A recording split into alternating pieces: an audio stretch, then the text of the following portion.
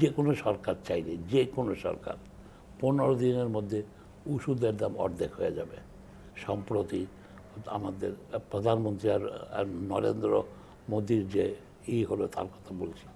এইসব দেখে মনে হয় আমাদের জীবনটা একটা ব্যর্থতায় ভর্তি। সারা দেশ তার প্রাপ্য জিনিসটা পেলাম না আমরা। আসসালামু আলাইকুম, কেমন আছেন? ভালো আছি। এই সময় তো আসলে সংক্রমণ কাল যাচ্ছে, ভালো থাকাটা কিভাবে যায়? না, ভালো পৃথিবীর একটা রোগ শোক তো প্রকৃতির ধর্ম, পৃথিবীর ধর্ম।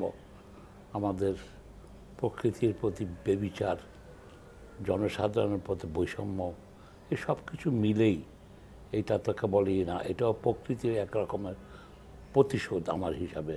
এত এত বৈষম্য থাকলে, আমরা একটা মুক্তিযুদ্ধ করেছিলাম, একটা স্বপ্ন ছিল মানুষ কথা বলতে পারবে, গণতন্ত্র হবে, বিচার পাবে, ইনসাফ হবে। কিন্তু আমাদের সেটা অর্জিত হচ্ছে না। সরকার বা কোনো রাজনৈতিক দলই সুশাসনের দিকে যাচ্ছে না।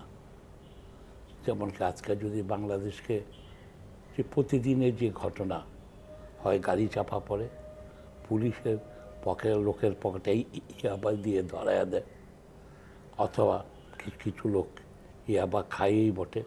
কিন্তু ইয়াবা তো একটা ওষুধ, এটা একটা রেজিস্টার্ড ওষুধ। এটাকে ওষুধ হিসেবে বিবেচনা না করে কেবল মাদক হিসাবে বিবেচনা করাটাও ভুল জিনিস। এটাকে রেজিস্টার্ড ওষুধ অন্য দেশে আছে। সুতরাং এইটাকে নিয়ে পুলিশ তার বাণিজ্য করে, জনসাধারণের মধ্যে নেই। ঠিক একইভাবে আজকে বিচার, বছরের পর বছর বিচারেরই, এবং এই বিচারের অধিকাংশ বিচারের নামে অবিচারের জন্য সরকারি বিভিন্ন সংস্থা দেয়। যেমন কি আমি ধরি আমাদের গণস্বাস্থ্য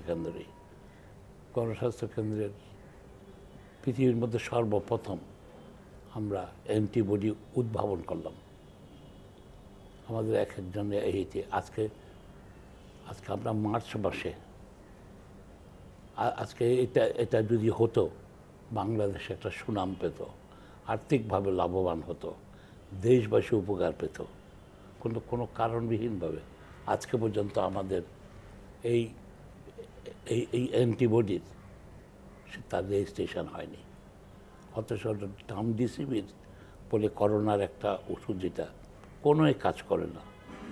একদিন অনেকে বলে যে এটার রেমডিসিভির ব্যবহার করলে 50,000 টাকা খরচ করলে একদিন আগে ভালো হয়, তারও প্রমাণ নেই। আজকে অ্যান্টিজেন ঠিক একই অবস্থা। আজকে সরকার অন্য জায়গা থেকে আনছে, অথচ আমাদেরটা দিচ্ছে না। তো এটা তো একটা বেইনসাফি কাজ, এটা অন্যায় কাজ। আজকে আজকে ভ্যাকসিন নিয়ে আমরা মাথা ঘামাচ্ছি। ভ্যাকসিন দিতে হলেও আপনার অ্যান্টিবডি টেস্ট করতে হবে। তো নিজের দেশেরটা নিজের, এটা এই জাতীয় জিনিস। আরও বিচারের কথা বলতে পারি, আমাদের একটা গণবিশ্ববিদ্যালয় আছে, বাংলাদেশের সবচেয়ে বড় প্রাইভেট বিশ্ববিদ্যালয়। জায়গা জমি, শিক্ষক সব কিছু মিলে, সাধারণ টাকা বা টিউশন ফি কম, সব কিছু কম, খেলাধুলা সংস্কৃতি আছে। তার ভাইস চ্যান্সেলর ইউজিসি আমাদের নির্বাচিত মনোনীত আছেন। আপাতত হাইকোর্ট রায় দিয়েছেন 2 বছর পরে যে আমাদের যিনি ভাইস চ্যান্সেলর তার সকল প্রকার যোগ্যতা আছে। সেটা দেওয়ার মালিক হলো এডুকেশন মিনিস্ট্রি। তারা ওই রায় পাওয়ার পরে 2 মাসের মধ্যে কোনো আবেদন করেনি। ইউজিসি, যার অধিকারই নেই, সে একটা মামলা করে বসে আছে, কন্টেস্ট করছে। ফলে ছাত্রদের মধ্যে একটা এই সৃষ্টি হয়। এটা তো কাম্য ছিল না আমাদের দেশের সব কিছু। এটা হলো ব্যথার কারণ। তারপরে আজকে সারা দেশ শীতে কাঁপছে। আজকে যেখানে কৃষকরা আন্দোলন করছে, সেই ভারত আমার কৃষকদের কি উপকার করবে, কিভাবে পরামর্শ দেবে? সম্প্রতি আমাদের প্রধানমন্ত্রী আর নরেন্দ্র মোদীর যে হলো তার কথা বলছি। এইসব দেখে মনে হয় আমাদের জীবনটা একটা ব্যর্থতায় ভর্তি। সারা দেশ তার প্রাপ্য জিনিসটা পেলাম না আমরা। গরিব মানুষ এখনও তার সুযোগ, ঢাকা বিশ্ববিদ্যালয়ের পরীক্ষা হবে, হল করবে না, এটাকে তাহলে কোথায় থাকবে তারা? পরীক্ষায় যখন নিচ্ছ তখন তো হলটা খুলে দিতে হবে, কেন হল করছো না? তো এইসবের জন্য কোথায় কি আছে? সুতরাং এই জন্য এইটা বছরটা তো শেষ হতে চললো, একটা ব্যথার কারণ হয়। আমি যখন দেখি সেটা এই দেশটা এত সহজে সুন্দর হতে পারত, সেখানে এটা হচ্ছে না। একটা বিরোধী দলকে বুঝাতে পারি নাই আমি, এটা আমার ব্যর্থতা, যে সুশাসন করতে হলে পৃথিবীতে অন্যান্য যে উদাহরণগুলি আছে এটা মানা উচিত। যেমন কি ধরেন শ্রীলঙ্কা একটা ছোট দেশ, তাদের দেশেও 49টা স্টেট আছে। থাইল্যান্ড 70-75টা স্টেট আছে, ভিয়েতনামও তাই। তার নির্বাচিত প্রদেশ আছে, স্টেট বা প্রদেশ, যাতে জনগণ তার দাবি দাওয়া নিয়ে যেতে পারে, তার সেই সেখানকার নিয়ে মন্তব্য রাখতে পারে, সরকারকে পরামর্শ দিতে পারে। আমাদের দেশে সব কিছু ঢাকা, ঢাকায় ভিড়, যানজট, চিকিৎসা জট, সব কিছু। এইভাবে কোনো দেশ চলতে পারে না, এইভাবে সুশাসন হবে না। সুতরাং এটা নিয়ে আমি লিখেছিও যে সুশাসনের জন্য 5 প্রস্তাব। আজকে যে কোনো সরকার চাইলে, যে কোনো সরকার 15 দিনের মধ্যে ওষুধের দাম অর্ধেক হয়ে যাবে, চিকিৎসা ব্যয় অর্ধেক হয়ে যাবে, এবং এটা উন্নত মানের চিকিৎসা হবে, উন্নত মানের। প্রতারণা কমে যাবে। বেকার, আজকে বাংলাদেশে 40 লাখ শিক্ষিত বেকার আছে, এবং এরা বাড়বে যদি না এই চাঁদা করা হয়। আজকে বাংলাদেশের প্রায় 1.5 কোটি 1 কোটি 20 লাখ লোক এসে মরুভূমিতে কষ্ট করে আমরা তার শ্রম দিয়ে টাকা অর্জন করে, তারাই যখন এখন দেশে ফিরছে, তারা মারা গেলে তার দেখার লোক নেই।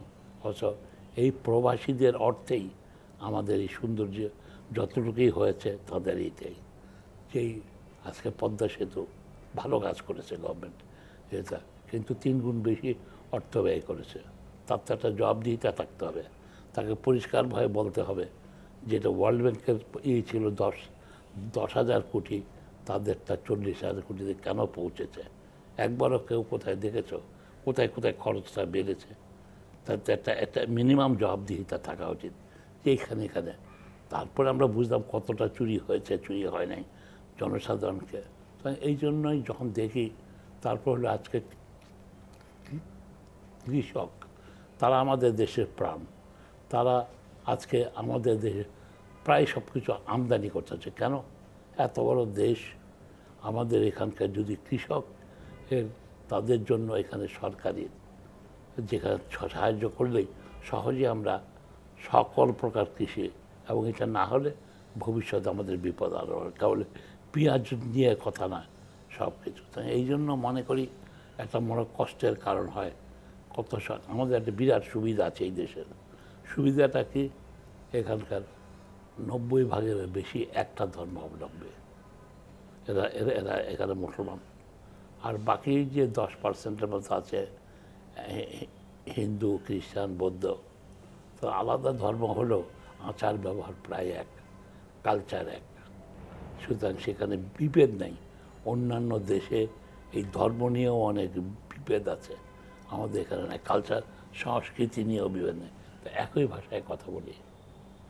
এই কিছু আমাদের পার্বত্য চট্টগ্রামের তারা কিছু ভিন্ন হলেও তাও বাংলা বুঝে।